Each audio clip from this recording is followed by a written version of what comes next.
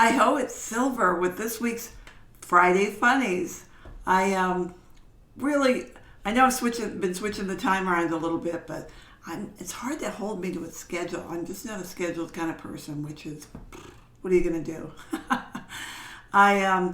This week this month in Humor and Happiness with Silver Rose, the Facebook group that you all are part of, if you're listening to this live, that we are focusing this on self-care.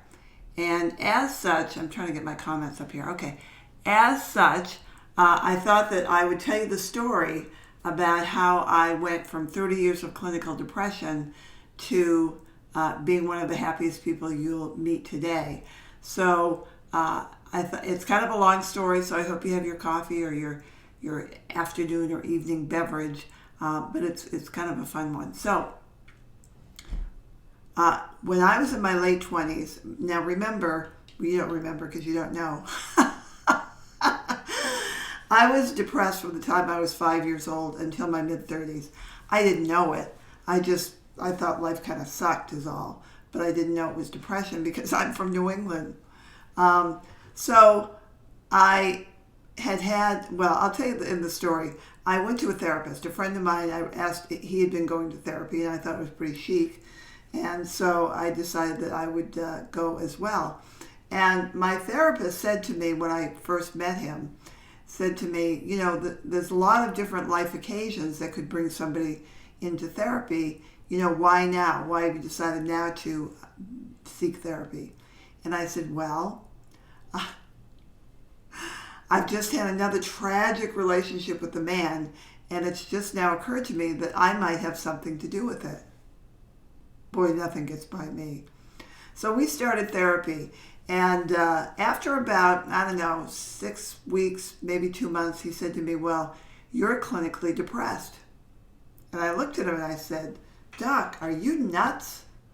By the way, they really don't like that term. So what makes you think I'm depressed? He said, well, you come in here week after week telling me these really sad stories. Don't you feel depressed? And I said, I'm from New England. How would I know? He said, well, you are. So we decided to work on that. And being the hardy New Englander that I am, by the way, my father's definition of therapy is that you pay someone to be your best friend. So, so somebody's here. Hello, nice to see you. So we go into therapy. We go into deeper therapy, and because I'm a hardy New Englander, I decide that I need to work on it, even when I'm not in the therapist chair. So I read every self-help book known to man. Well, not technically, but it felt like that. I did lots of seminars. I walked barefoot across hot coals with Tony Robbins, that gigantic guy on TV. I say I walked across with Tony. I never actually saw him do it. He was just on the sidelines going, go Silver, go Silver, go. So I did all of these different workshops. I read books. I took seminars, everything. And, I love George Carlin's take on self-help. He said, I went into the bookstore and I asked the lady behind the counter, where's your self-help section? And she said, well, if I told you that, it would defeat the purpose. So I did all these different workshops and everything, and I did continue with therapy. And what happened is that one night I had an epiphany. I was living in Los Angeles at the time. It was winter, and I had just turned off the TV with my remote control, and I was lying in bed pre-complaining. If you're familiar with this concept, basically I was lying in bed complaining about the day that was coming next in case I ran out of time in the morning. I wanted to get a head start. So I'm lying in bed pre-complaining and I'm saying, I have to go to work in the morning and those people are going to be there. And it's that time of year, it's dark when I get up. I hate that. And some of you did this last night. I looked at the clock and I said, well, it's already too late to get a good night's sleep. And that's when I started to laugh. And this is when the epiphany happened. Basically, I said to myself, Silver, because that's my name. You are lying here in a queen-sized feather bed underneath a warm down comforter, because we all know how cold it gets in Los Angeles in the wintertime. You have just turned off 24/7 entertainment on your TV with your remote control. I mean, heaven forbid you should actually get up. And, you've got food in the refrigerator, you've got gas in the car that's in the driveway, you've got indoor plumbing. In any third world country, Missy, you would be the empress, which I kind of like the idea of. So, I don't know if you've ever had an epiphany, but you go a little bit crazy at first. So the next morning, I woke up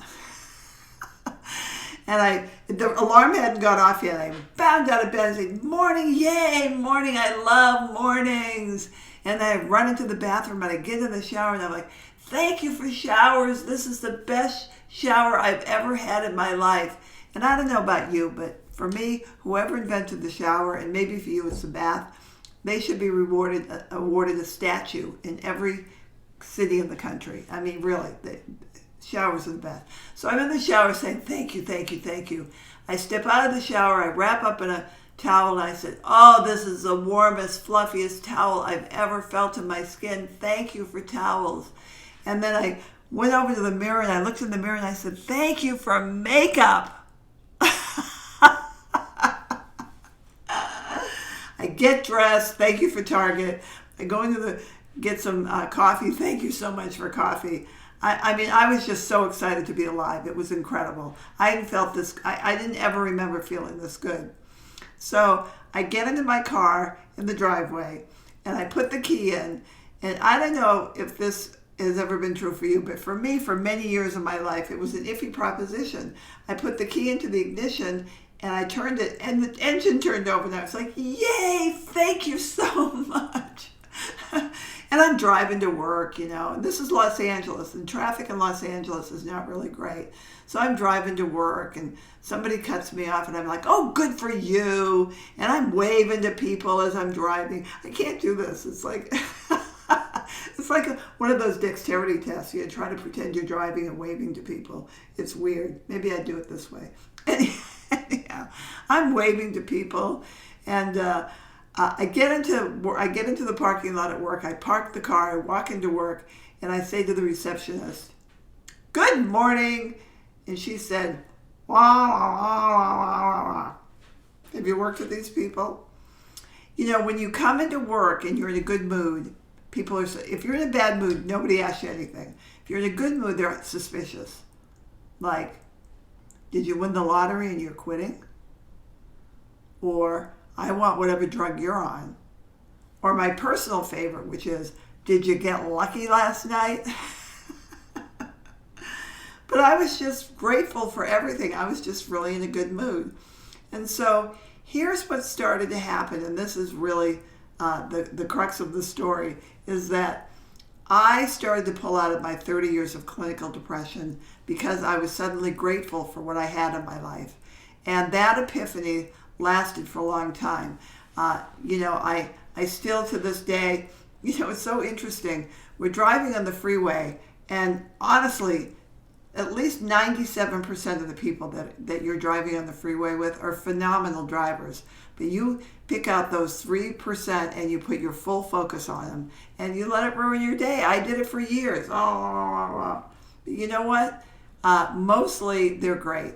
And we're always looking for things to grouse about. But when you look for things that you're grateful for, life gets really, really good. So I'm telling you that, I can laugh at this now, but when I was in the middle of my depression, things were not so funny. I could make people laugh, but inside, it's a typical comic, inside I was crying, and on the outside I was making everybody laugh. Today, I'm laughing on the outside, and I'm laughing on the inside. It's like a party. So that's the Friday Funnies. I thought we would kick off Self-Care Month by telling you my story about how I started to pull out of clinical depression. And man, if it can happen to me, it can happen to you. And I'm not suggesting that you're depressed, because you probably aren't. But if you get into a snip more often than you'd like to, you kind of have a negative outlook on life.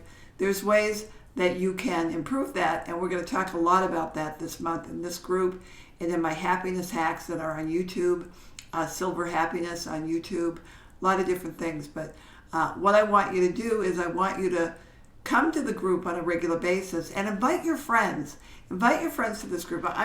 We're getting a lot of feedback about how positive the group is and how they enjoy the humor and all of that. And I'm sure having fun doing it. So the more the merrier. I like a big audience, folks.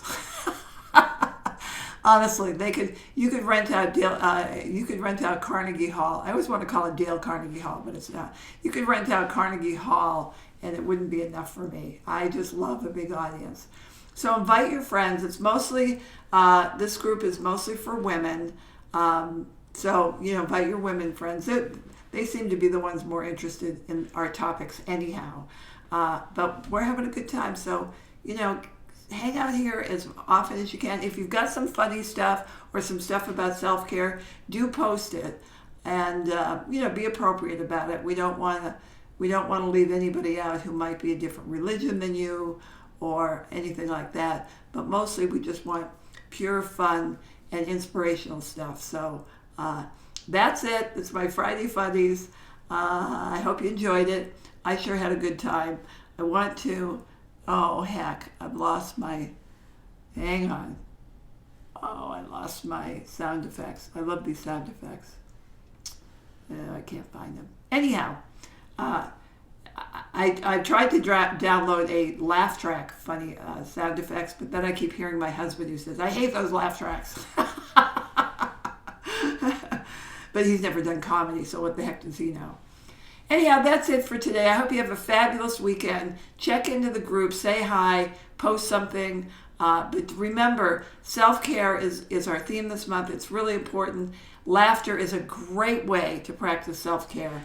And remember, you deserve to be happy, and it is possible. Signing off. Bye.